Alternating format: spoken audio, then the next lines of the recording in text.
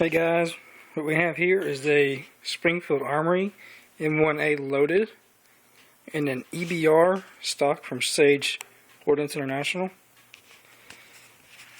You can see it right there.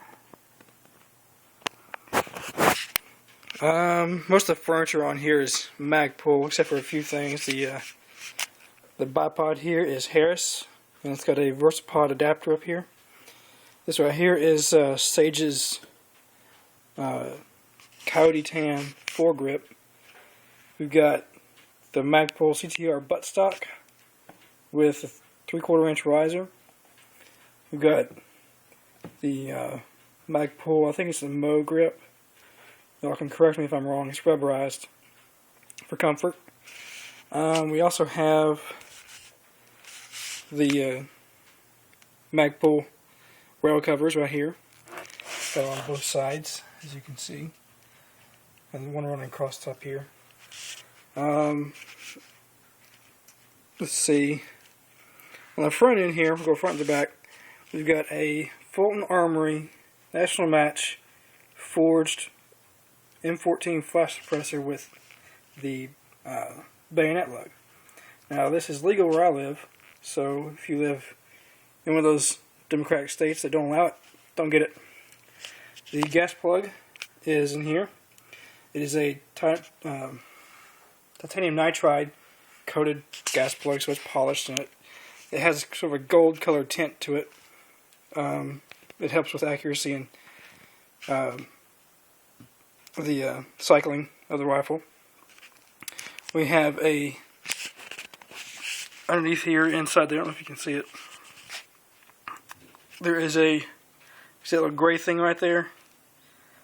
That is a M14 buffer assembly. So basically what that does, it keeps the op rod from smashing into the receiver, causing more wear and tear on the rifle than need be. There's also a National Match spring guide rod in there. So it's full size. It's a little bit heavier, but it makes the rifle a little bit more accurate in the long run. We've got a standard bolt, standard op rod. Let's see, it's got a medium weight National Match barrel on there. And if that right there looks familiar, the scope right there, if that looks familiar to any of you, that is a Leupold Mk4 LR 3.5 to 10 by 40 millimeter objective. If you think I'm lying, there is the symbol for Leupold. The scope mount itself is I believe it's a Saddleback or Smith Enterprises scope mount. Currently used overseas.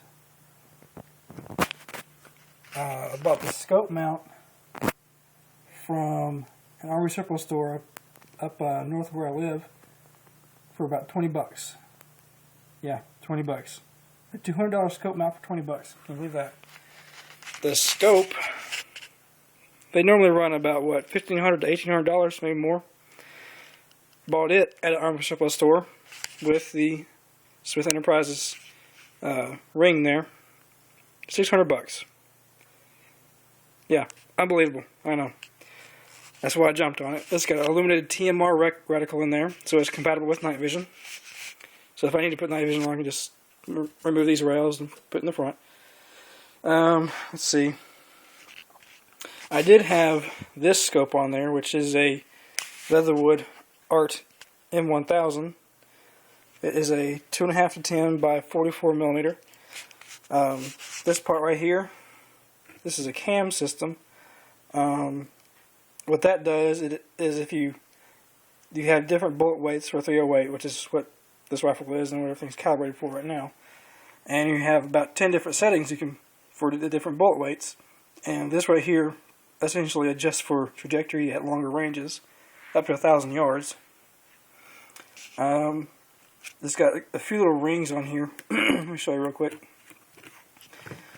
Let's see.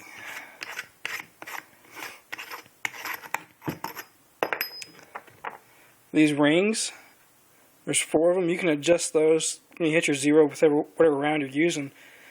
You can adjust that for any barrel, any round, or any weapon. So you can swap two different weapons. I wouldn't recommend it though, because you might lose 0 on the scope itself.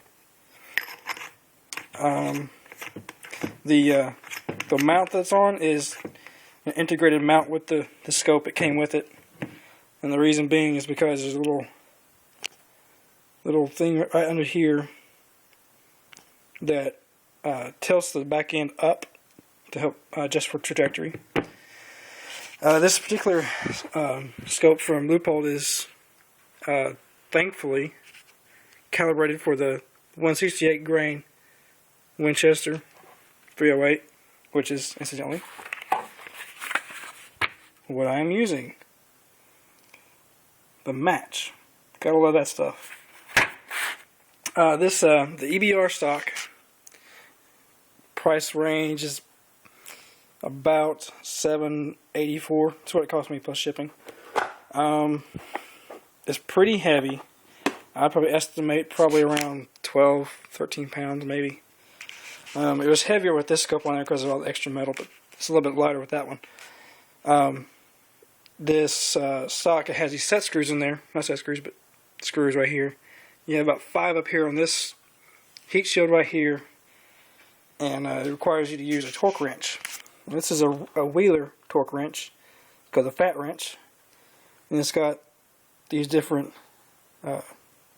heads right here you can put in here and use it. I bought this. It's about $75 from, I forget where I bought it, but it's $75 and it was pretty helpful in putting this rifle together. There's still a couple things I need to get done on it. I need to get a second ring, of course. It only came with one.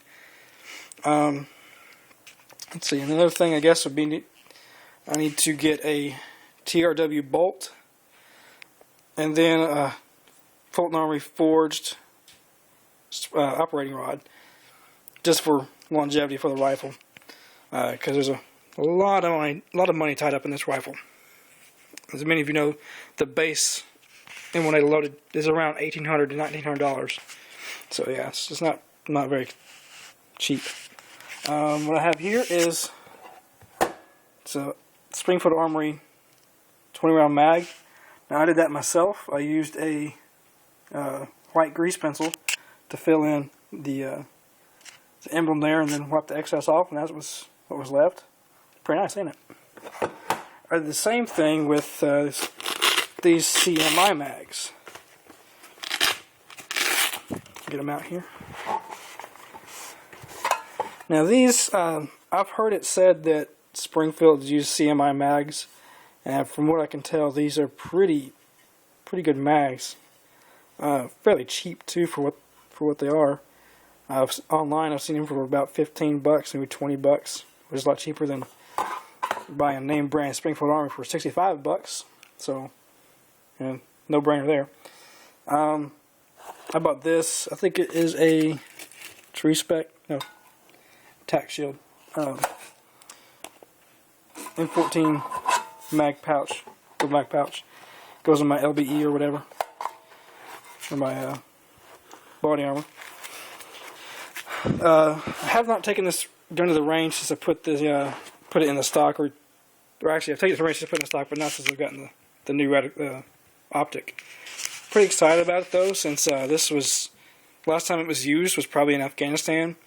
There's still, I don't know if you can see that, but when I took this off the ring and tried to clean it up a little bit, there was still dust in there from Afghanistan. So yeah, pretty cool.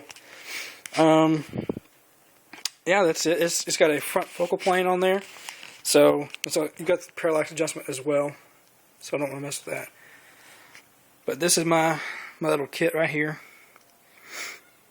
This is not really a run and gun type of rifle.